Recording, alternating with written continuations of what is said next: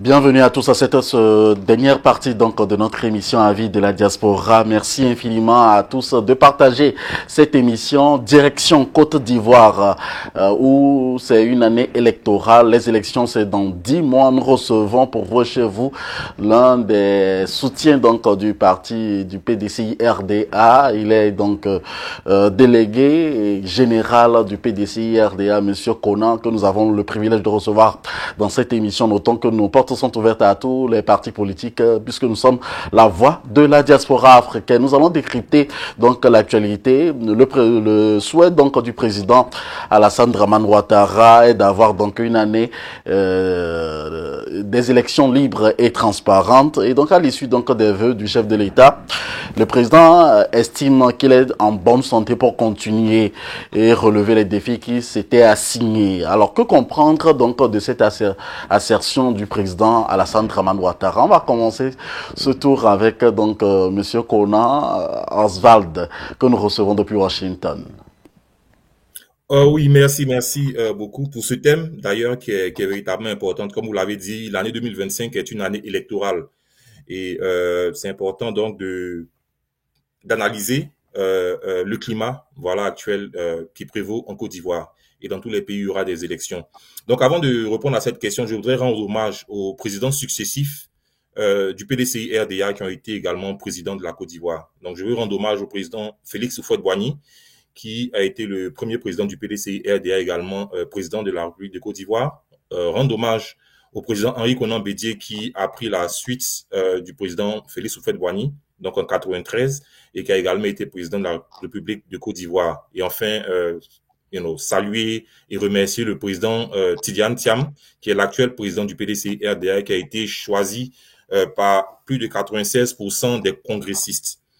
Alors, pour répondre à votre question, le président Alassane Ouattara, vous savez, le président Alassane Ouattara, lors de son discours face aux diplomates, a laissé entendre qu'il se portait encore bien et qu'il était toujours décidé à servir la Côte d'Ivoire. Il a également dit dans son discours que sa demi-douzaine de cadres compétents qu'il y a dans son parti sont également disposés à pouvoir servir la Côte d'Ivoire. Je pense que le président Alassane Ouattara ne s'est pas encore décidé concernant ces élections, mais le plus important pour nous, c'est que chaque parti politique puisse commencer à se préparer en vue de ces élections. Il faudrait qu'il puisse, comme le président l'a dit, qu'il puisse y avoir donc des élections qui soient inclusives, des élections qui se déroulent dans la paix, afin que les Ivoiriens puissent voter et élire librement celui qui gouverne leur pays. Vous savez, en Côte d'Ivoire, il n'y a jamais eu de passation directe entre un président sortant et un nouveau président. Ça a été le cas en 93, lors du décès du président Houphouët-Boigny. Ça a été le cas également en 2000, puisqu'il y a eu un coup d'État en 99. Vous savez tout ce qui s'est passé en 2011, en 2015 et en 2020. Donc, nous souhaitons qu'avec tout ce que la Côte d'Ivoire a connu comme crise, nous souhaitons que véritablement en 2025, toutes les conditions soient mises en place afin que ces élections soient transparentes, qu'elles soient libres et que le meilleur gagne. Présentement, donc, il y a eu la phase de la révision électorale en 2024. Nous souhaitons également qu'il y ait une révision électorale en 2025. Tous les partis de l'opposition donc ont déposé un mémo au gouvernement afin de poursuivre donc le dialogue politique. Vous savez que les listes électorales donc comptent sur une liste de 8 millions de personnes. Il y a plus de 2 millions de fautes, d'erreurs de personnes sur les listes qui ne devaient pas y être. C'est pour cela que nous souhaitons qu'il y ait donc un audit de la liste électorale afin de pouvoir extirper toutes ces personnes-là qui sont sur les listes et qui ne doivent pas y être. Permettre qu'il y ait une révision électorale en 2025 et que ces élections se déroulent vraiment dans de bonnes conditions. Que toutes ces personnes-là qui peuvent participer à ces élections y participent. Je veux dire, selon la justice, selon la loi. Qui est également là où il y a des blocages, donc des dialogues politiques, afin que ce qui a permis de débloquer des situations donc dans les années 2000 lors de la crise puisse être pris pour pouvoir débloquer les situations actuelles. Je parle notamment du président Laurent Gbagbo, du PPAC et du président Charles Bégoudé du COGEP, du GPS également avec le président Soro Guillaume qui ne sont pas sur la liste électorale et qui ne peuvent pas être candidats, que le dialogue politique permette que ces élections soient inclusives et que tout le monde soit pris en compte afin que nous puissions aller à ces élections et que le meilleur gagne. Il va sans dire que le meilleur, c'est M. Tidiane Thiam par rapport à son profit. à son profil et par rapport à l'engouement qu'il a suscité depuis son retour en Côte d'Ivoire. C'est M. Tidiane Thiam qui donne le ton. Voilà, on a parlé du bilan inattaquable du parti au pouvoir. M. Tidiane Thiam n'attaque pas les personnes, il veut qu'on fasse la politique autrement. Donc, c'est le tous ensemble. C'est ce qui avait été prôné par le PDCI, RDA, et c'est ce qui continue. Alors, nous attaquons les thèmes attaquables du bilan qui semblait inattaquable avec l'IDH, l'indice de développement humain, et avec également donc les manquements à la gouvernance donc du pouvoir actuel. Mais nous le faisons véritablement avec respect parce que nous voulons que la paix demeure en Côte d'Ivoire. Le connaît des Ivoiriens. On ne peut pas se développer s'il n'y a pas la paix. On y reviendra tout à l'heure sur le cas du président Tidiane Thiam. Alors, Monsieur Classioko Toglo, quelle lecture faites-vous donc lorsque, par exemple, le président Alassane Dramane Ouattara dit qu'il est en bonne santé et qu'il pourrait donc continuer les défis qui s'étaient assignés? Il n'a pas encore dit qu'il sera quand même aux élections prochaines. Il laisse le suspense d'encore durer. Vous savez, les dictateurs ont toujours laissé le suspense. Il faut qu'on comprenne cela. En quoi est-ce qu'il est dictateur? Il n'est pas encore dictateur, Monsieur Classioko Toglo. Permettez-moi d'utiliser mon temps avec une certaine efficience. Vous savez, les dictateurs ont utilisé ce qu'on appelle le suspense, puisque le dictateur a peur. Quand le dictateur a peur du temps, il laisse tout le monde dans le brouillard. Et puis ensuite, à la dernière minute, le dictateur agit. Et puis ensuite, utilise les forces légitimes et légales du pays pour pouvoir encadrer le peuple et prendre sa proie. Je ne fais que dire les éléments du leadership dictatorial.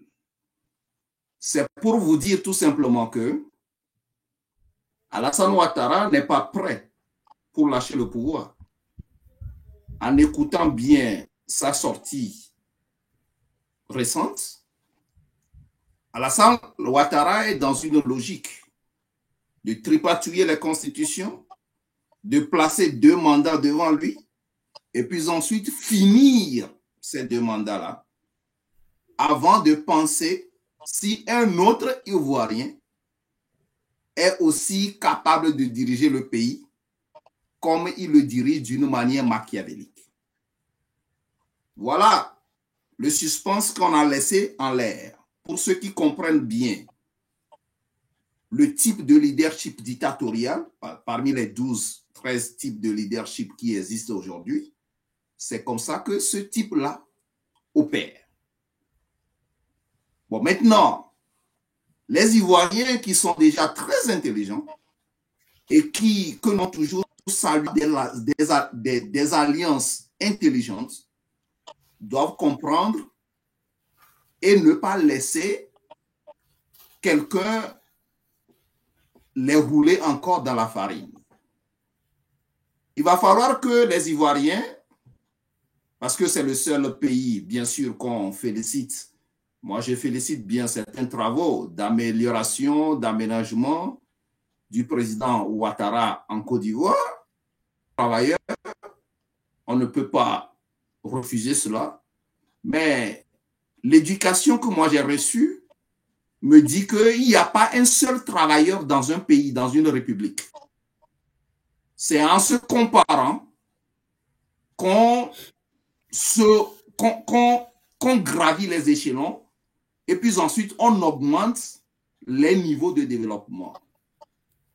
Le terrain qui a été construit aujourd'hui peut être modifié d'une manière et clôturé en haut demain avec des éléments beaucoup plus sophistiqués devant pour qu'on puisse tendre vers un autre monde. Voilà comment nous devons diriger nos républiques. Mais je vois que le culte de personnalité est aujourd'hui dans certains pays. Et il n'y a que 2 pays aujourd'hui dans l'Afrique occidentale. Je cite la Côte d'Ivoire. Avec la philosophie de notre émission, je ne vais pas citer le second pays, qui est un petit pays de l'Afrique de l'Ouest. Vous voyez? Donc, ce que moi, je vais demander à l'entame de cette partie aux Ivoiriens est de faire des alliances intelligentes, de pousser le régime qui est en place aujourd'hui en Côte d'Ivoire, de faire tout pour inscrire les gens sur la liste électorale pour qu'on puisse sentir effectivement ce qu'on appelle la démocratie dans ce pays. Merci. Afin d'éviter tout ce qu'on appelle les détonations et puis ensuite éviter ce qu'on appelle les crispations et les frustrations. Je m'arrête là-bas pour le moment. Merci. Monsieur Kweforson, quelles sont les analyses que vous faites par rapport au discours tenu par le président Alassane Dramane Ouattara?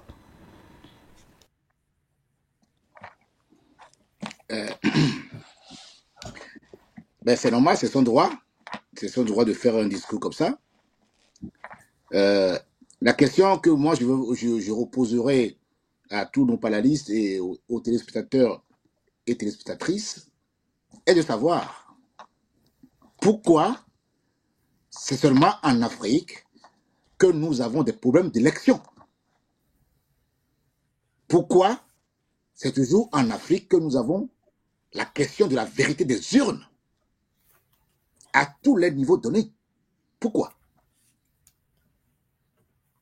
Cette question doit tarauder l'esprit de chacun d'entre nous. Pourquoi sommes-nous assez mauvais en calcul, en vérité, que de tripatouillage en tripatouillage, des manœuvres dilatoires pour ne pas donner les vrais résultats des élections? Alors pourquoi nous consultons nos populations alors? Si nous savons que nous n'allons pas donner les vrais résultats sur tout le continent africain, ce problème persiste et demeure. Et c'est là, ceux qui parlent tout à l'heure de l'indépendance, vous comprenez que ceux qui nous dirigent sont des parvenus mis à la tête de nos États. Et ça, c'est la réalité prégnante. Maintenant, concernant les élections en Côte d'Ivoire, il est opportun à tous les partis de faire table rase et au gouvernement en particulier de rassembler la population afin que ce qui s'est passé en 2011, où il y a eu des morts, des milliers de morts ivoiriens, ne puisse jamais se produire. Donc, il faut un processus inclusif. Il faut l'esprit de pardon. Il faut l'esprit d'harmonie. Et pour avoir cet esprit de pardon et d'harmonie, il faut une refonte totale du processus électoral. Je veux bien dire, les démembrements, les enrôlements, le nettoyage et la vérification des listes électorales,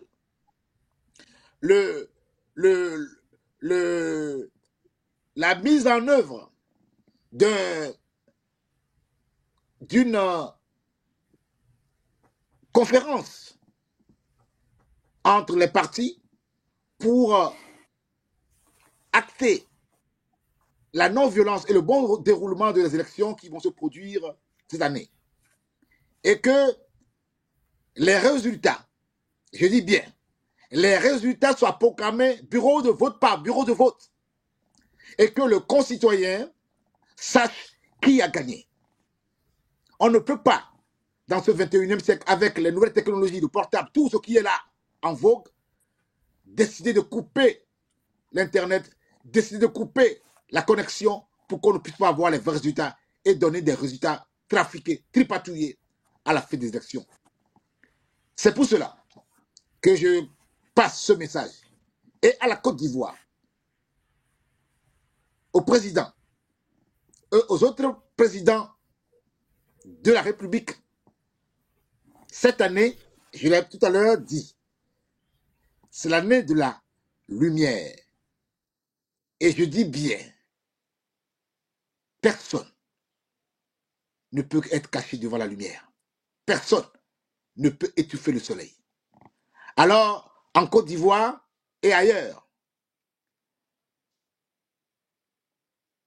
je dis que le gouvernement, dans les jours et les mois à venir, rapidement, convoque tous les partis politiques afin d'assainir le processus électoral et que les décisions de validation des résultats soient actées et notifiées à tous les partis politiques et la visualisation des fichiers électoraux soit aussi notifiée à tous les partis pour que chacun ait l'œil dedans. Merci. Pour une vérité des urnes. Excusez-moi, pour terminer, une dernière phrase. 30 secondes, s'il vous plaît. S'il vous plaît. Je voudrais, par cette entremise, par ricochet, dire que tous ces présidents qui sont en âge de laisser le pouvoir, cette année est votre année. Soit vous le tournez à votre avantage, soit vous partirez avec le déshonneur. J'ai dit. Merci d'être avec nous, chers amis téléspectateurs. Vous êtes sur Afro Web TV en direct des États-Unis. Nous recevons également Monsieur Conan Oswald, délégué général PDCI-RDA à la diaspora. Alors, Monsieur Conan, le président Tidjane Thiam se prépare aussi pour être président aux élections, à ce que, même s'il ne s'est pas encore prononcé officiellement, puisque il attend ce que le RHDP se prononce pour qu'on sache véritablement celui qui sera en face, et pour que vous aussi de votre côté vous vous préparez pour prendre la place, pour briguer la magistrature suprême. Dites-nous, quel est le mot d'ordre lors de votre rencontre avec le président Tidjane Thiam, puisque je vous avais vu l'autre fois avec lui, et aussi donc comment est-ce que vous, donc du côté du PDCI-RDA, vous préparez les élections à venir? Oui, merci pour cette question. En fait, il faut dire que le président Tidjane Thiam a pris la tête du PDCI-RDA en décembre 2023, donc à la suite du décès du président Henri Konan Bédié, qui était le président du PDCI-RDA depuis 1993 avec le départ de 94 avec le départ du Félix Houphouët-Boigny. Donc, lorsqu'il a pris le PDCI-RDA, il fallait déjà réorganiser le parti. Ce que le président a dit concernant la convention que nous devons réaliser, c'est parce qu'il y a des priorités. Vous savez, lorsqu'il a pris la tête du parti, il fallait le réorganiser, il fallait, sur tous les plans, le restructurer, et c'est ce qui a été fait. Il fallait repartir vers les populations, les militants du PDCI-RDA et les populations ivoiriennes, pour que ces populations-là s'intéressent au choix des présidents, des gouverneurs, de ceux qui doivent diriger la Côte d'Ivoire. C'est ce qui a été fait avec toute la mobilisation que nous avons assistée lors de la révision de la liste électorale. La question donc de la convention donc qui va désigner le président, qui va élire et investir le candidat du PDCI pour les élections présidentielles, je veux dire que ce n'est qu'une question de temps. C'est une question de temps parce que, comme je l'ai dit, le président Tidjane Thiam a été élu par les congressistes à près de 97%. Et ce sont ces mêmes congressistes-là également qui seront convoqués à la convention pour pouvoir élire et investir le candidat du PDCI-RDA.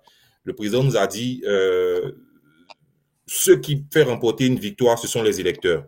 Donc, il nous a mis en mission auprès des électeurs. Donc, toute la machine du parti, tous les mouvements de soutien et de la société civile, tous ceux qui soutiennent donc la vision du PDCI-RDA et qui soutiennent la vision du président Tidjane Thiam ont été mis en mission en Côte d'Ivoire et dans la diaspora pour pouvoir inciter les Ivoiriens à pouvoir s'inscrire sur les listes électorales, expliquer le programme de gouvernement, sinon le programme de société du PDCI-RDA et du président Tidjane Thiam, nous assurer que ces personnes iront voter. Voilà. Et c'est là que la différence se fera. Vous savez, il est ingénieur et il est très pragmatique. Et donc, c'est sur ces points-là qui ont fait défaut lors des élections passées, j'allais dire en 2010, qu'il faille donc se focaliser.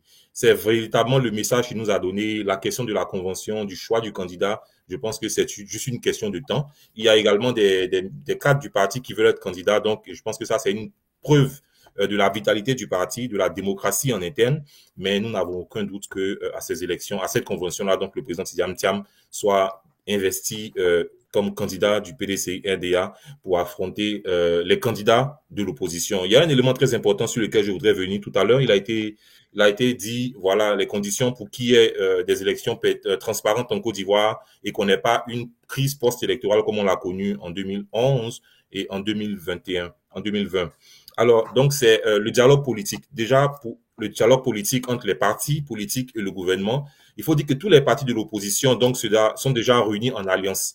Ça a été fait parce que nous avons des aspirations communes. Nous voulons qu'il y ait des élections libres et transparentes. Donc, nous avons déjà, tous les partis sont rassemblés, que ce soit le PDCI-RDA, le MGC de Mme Simone Gbagbo, le COJEP de M.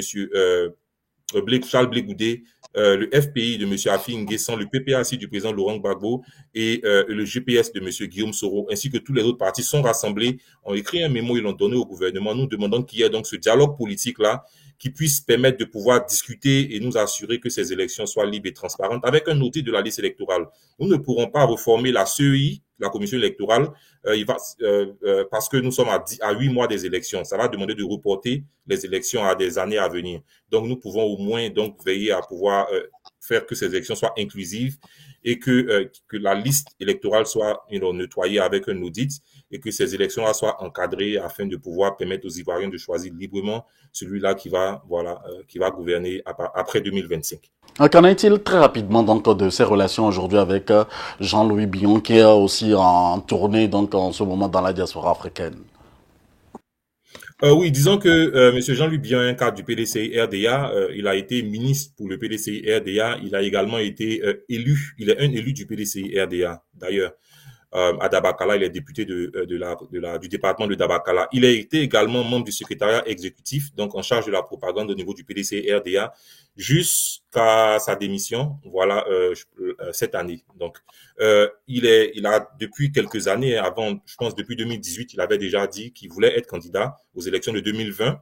Il s'est retiré par la suite et donc là encore, il a annoncé qu'il serait candidat donc pour les élections de 2025. Je pense que il a en tournée pour se faire connaître, voilà, parce que il veut pas être en retard. Il veut se faire connaître déjà, rencontrer les militants du PDCI-RDA, rencontrer les Ivoiriens pour pouvoir parler de son programme. Mais je pense que à la convention, nous déciderons de tout et nous souhaitons donc qu'il vienne à cette convention qui sera transparente comme elle a toujours été au niveau du PDCI-RDA, qui est d'ailleurs le seul parti en Côte d'Ivoire où le président du parti est challengé à chaque convention et à chaque congrès. Le président Henri Konan Bédié a affronté donc le secrétaire général DJ Madi et le président de la jeunesse donc au congrès de 2023. Monsieur Bombé et le président de la jeunesse au congrès de 2003, je pense bien. Et ensuite, en 2013 également, lorsque nous avons eu le congrès extraordinaire, il a été également challengé par ses collaborateurs. Donc, en 2020 encore, lors de la convention, il a été challengé. Donc, au PDCI-RDA, ce n'est pas une nouveauté. Le président du parti, Tidiane Thiam, sera challengé par Monsieur Billon, peut-être par d'autres également, mais comme je l'ai dit, c'est une preuve de vitalité démocratique au niveau du parti. C'est une preuve également que le PDCI regorge de nombreux cadres dynamiques qui peuvent travailler en équipe pour proposer un projet, de qualité aux Ivoiriens. Mais il n'y a aucun doute, comme je l'ai dit, voilà, que nous sommes les délégués et à 96,7%, nous avons voté le président Tidiane Thiam parce qu'il représente l'espoir du PDCI-RDA, il représente l'espoir de la population ivoirienne qui est fatiguée de toutes ces années de crise que nous avons connues. Monsieur Tidiane Thiam vient avec une nouvelle dynamique, c'est le vivre ensemble, c'est la réconciliation, c'est également l'excellence. Vous savez, Monsieur Tidiane Thiam représente l'excellence, il symbolise l'excellence en Côte d'Ivoire. Il a étudié en Côte d'Ivoire, il a été major de sa promotion, l'excellence. Il a travaillé en Côte d'Ivoire, il a réalisé des exploits au niveau du ministère du Plan avec sa contribution remarquable donc aux 12 chantiers de l'éléphant d'Afrique auprès du président Henri Konan Bédié. Il a étudié donc dans la diaspora, comme on le sait tous, il a été major de Polytechnique et également au niveau professionnel, il a travaillé où également nous savons tous quels sont les exploits qu'il a fait au niveau du Crédit Suisse. C'est pour dire qu'il représente l'excellence et nous voulons ramener ces valeurs d'excellence-là en Côte d'Ivoire afin de pouvoir veiller à ce que les populations ivoiriennes vivent mieux. À part donc le PDC-RDA, nous avons le président Gbagbo qui disait donc qu'à travers l'ONU, qui a demandé donc de remettre son nom sur la liste électorale. On refera une émission spéciale concernant cela, mais je veux aller donc mettre la pression sur, puisqu'il ne reste plus beaucoup de minutes, il y a le président du FPI, le président Afin Guessan, madame Yvick Gbagbo, le monsieur Charles Blegoudé, et il y a d'autres également, donc sur qui veut être sur la liste électorale comme monsieur Soro Guillaume, l'ancien président de l'Assemblée nationale. Alors, qui sera, même si vous faites un front avec le PDCI RDA ou s'il faisait un front avec le PDCI RDA, qui sera pourra faire le poids face au RHDP selon vous, monsieur Classico Toglo? Vous savez, moi, en tant que consultant, je vais le dire, et qui regarde un peu d'une manière profonde, je donnerai un conseil à mon père, à mon grand-père, Alassane Ouattara, de faire tout, de dépasser tout pour que tout le monde soit inscrit sur la liste électorale et qu'il ait le même droit que lui. Parce que avec la constitution ivoirienne, je ne pense pas que quelqu'un doit rester en dehors du pays. L'Ivoirien n'est pas obligé d'être en exil. Je voudrais sincèrement, puisque nous avons reçu des instructions de ne pas de le respecter en tant que grand-père et père, peut-être il va écouter l'émission. Et je sais qu'il va toujours l'écouter. Et il peut reconnaître certaines expressions. Je lui demande tout simplement d'accepter, de calmer la Côte d'Ivoire pour que tout le monde soit inscrit sur la liste électorale. Et que les alliances intelligentes se font. Les alliances qui est toujours faite en Côte d'Ivoire se font pour que la Côte d'Ivoire puisse continuer dans le développement qu'il a créé. Il a fait un bon boulot. Il faut qu'on le dise. On ne peut pas comparer aujourd'hui la Côte d'Ivoire avec certains pays de l'Afrique occidentale. Monsieur le Président Alassane Ouattara, vous avez fait un travail. Mais vous n'êtes pas le seul qui peut faire ce travail. Il y a encore d'autres personnes dans la République, cachées ou visibles, qui ont des grandes potentialités ou des connaissances pouvant faire plus que vous avec la nouvelle dynamique. Permettez pour que les gens puissent s'inscrire sur la liste électorale et que vous utilisez toute la sécurité possible pour encadrer cette élection. Si possible, vous vous retirez, puisque vous êtes déjà âgé, très vieux.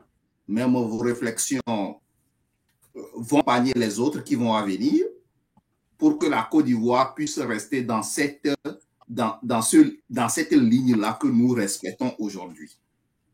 Au cas contraire, Monsieur le Président, la manière dont vous êtes arrivé au pouvoir, il se peut que vous puissiez partir de la même façon. Et nous n'aimons pas cela. Nous ne voulons pas voir cela en Côte d'Ivoire. Puisque votre pays aujourd'hui constitue une exemplarité de certains pays de l'Afrique occidentale où se trouvent les richesses. Et on peut aller faire mieux plus que vous.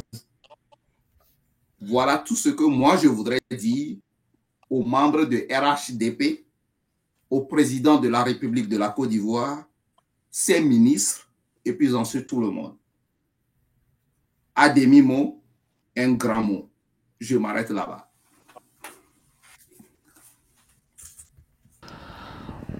Monsieur Kweforson, nous sommes en Côte d'Ivoire et dans moins de 10 mois, la Côte d'Ivoire sera aux élections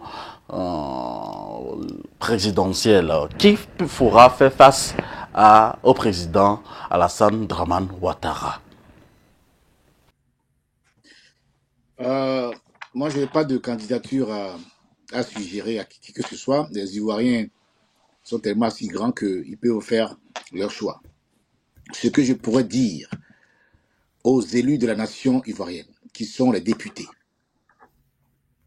et au président de la République, son Excellence Alassane Dramane Ouattara, il va de soi que dans les mois à venir, le plus rapidement possible, qu'une loi d'amnistie générale soit votée à l'Assemblée nationale en consultation des élus afin d'aplanir le chemin d'une réconciliation véritable pour que la paix soit retrouvée et la cohésion soit retrouvée en Côte d'Ivoire. Il va falloir apaiser la nation par vos décisions que vous allez prendre dans les jours à venir. J'ose espérer que ce message vous parviendra et que vous comprendrez l'importance haute de ces mots que je prononce ce jour. Monsieur le Président et tous les membres des partis politiques, vous avez un travail de conscientisation de la nation à faire. Ce travail consiste à apaiser la nation, à enlever les rancœurs et à semer l'amour afin que la Côte d'Ivoire devienne le pays que nous avons tant chéri. Je compte sur chacun d'entre vous et je sais au plus profond de moi que vous le ferez. Parce que chacun d'entre vous a contribué à sa manière au rayonnement de la Côte d'Ivoire.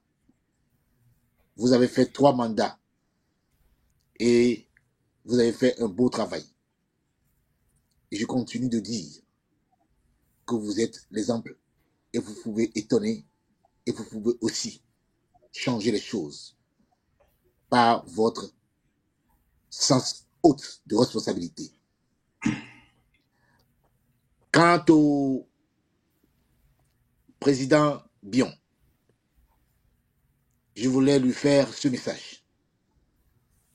J'ai suivi vos interventions à travers les médias et surtout quand vous sillonnez la diaspora. Je tiens à vous dire que tout Ivoirien peut apporter sa contribution et sortir des arguments, certes, qui sont vrais, mais d'éloignement du terrain ne présage pas un bon dirigeant. On peut être sur le terrain et ne pas être un bon dirigeant. On peut être de l'ailleurs, venir écouter, avoir l'esprit d'écoute, surtout l'esprit d'écoute et l'humilité, et diriger une nation merveilleusement. Donc je ne veux pas que ce débat aille jusqu'à ce niveau-là, pour encore enflammer et surtout blesser les cœurs. Chaque concitoyen, chaque Ivoirien, où qu'il est, où qu'il soit, né ailleurs ou pas, peut vous contribuer au rayonnement de la Côte d'Ivoire. Et en général, tout Africain, né ailleurs ou partout dans le monde, peut contribuer au rayonnement de sa nation et du continent africain. Je vous remercie. Merci. J'ai envie de dire que ce sera vos derniers mots, mais je veux être gentil. Il nous reste encore 3 minutes pour rendre l'antenne très rapidement. En 30 secondes, si vous permettez, et je vais vous donner l'occasion de conclure cette partie de notre émission. Monsieur, on va faire le tour de table très rapidement. Monsieur Classio Kotoglo, 30 secondes, s'il vous plaît, pour conclure cette partie. 30 secondes, je sais les utiliser. Que l'Afrique de l'Ouest devienne la partie de l'Afrique occidentale qui va prendre le dessus du monde. Nous en sommes capables et que nos présidents deviennent beaucoup plus conscients de la réalité. Le forcing ne le fera pas. Aujourd'hui, nous avons tous fait la route du forcing. Je m'arrête là-bas. Monsieur Konan, votre conclusion, je rappelle que vous êtes délégué général à la diaspora, on vous reçoit depuis les États-Unis ici. Dites-nous votre conclusion. Je sais que vous faites partie donc du PDC RDA. Alors, si vous permettez, 30 secondes, que pouvez-vous dire à tous les téléspectateurs et surtout à toute la diaspora ivoirienne qui vous suit en ce moment sur Afro-Web TV? Oui, absolument. Je voudrais tout d'abord donc vous remercier, Moïse, pour cette émission, remercier donc les co-panélistes donc pour la qualité des échanges, des propositions qui ont été faites, des analyses également. Alors, 2025 est une année importante pour l'Afrique, pour le monde entier, pour l'Afrique et pour la Côte d'Ivoire. Alors, ce que je peux dire donc, c'est de souhaiter que cet éveil donc des consciences des populations africaines puisse se poursuivre et s'intensifier donc en 2025 et les années qui viendront par la suite, afin que nous puissions prendre conscience de l'importance que nous avons. Voilà. Il faudrait également donc pour 2025 et surtout pour la Côte d'Ivoire, il faudrait que les élections qui se dérouleront, qu'elles soient inclusives, qu'elles soient démocratiques et que qu'elles soient encadrées afin que celui qui a remporté les élections donc soit celui-là qui soit désigné vainqueur.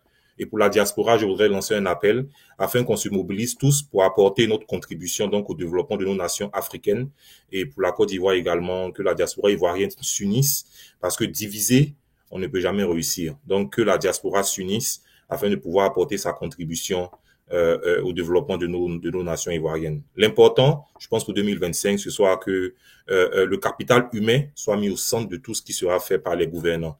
Et c'est bien là la politique du président Tidiane Thiam, c'est de remettre le capital humain au centre de tout ce qui sera fait afin d'améliorer les conditions de vie de celle-ci. Merci bien. Merci à vous. 30 secondes pour Monsieur Koué-Forson pour sa conclusion. Ben, je vous remercie, je remercie les panélistes.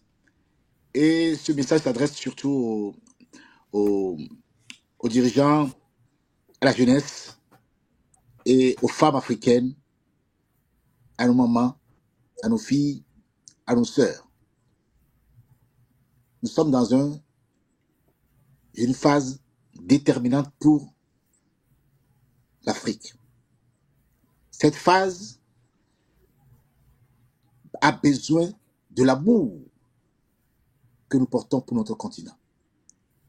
Cette phase a besoin du sacrifice suprême pour notre continent. Cela dénote de notre motivation, de notre détermination, de notre audace à créer. Et surtout, aux dirigeants, vous avez intérêt, non pas à être populiste, mais à être pragmatique, c'est-à-dire en faisant en sorte que chaque concitoyen puisse rentrer dans son propre nation, dans la paix et la sécurité. Et que chaque concitoyen puisse rentrer et apporter sa part pour l'édifice de notre continent. Et que, au plus tréfonds de vous, ce que nous devons transformer, c'est surtout l'éducation. Combien d'Africains connaissent exactement et précisément leur nation? Ça veut dire qu'ils ne se focalisent pas sur la ville, mais qui connaissent le tréfonds des villages, qui sillonnent pour sentir, pour ressentir la souffrance des nations, la souffrance des peuples. Merci. Merci, Monsieur Forson Koué. Vous êtes analyste politique. On vous a reçu depuis l'Europe.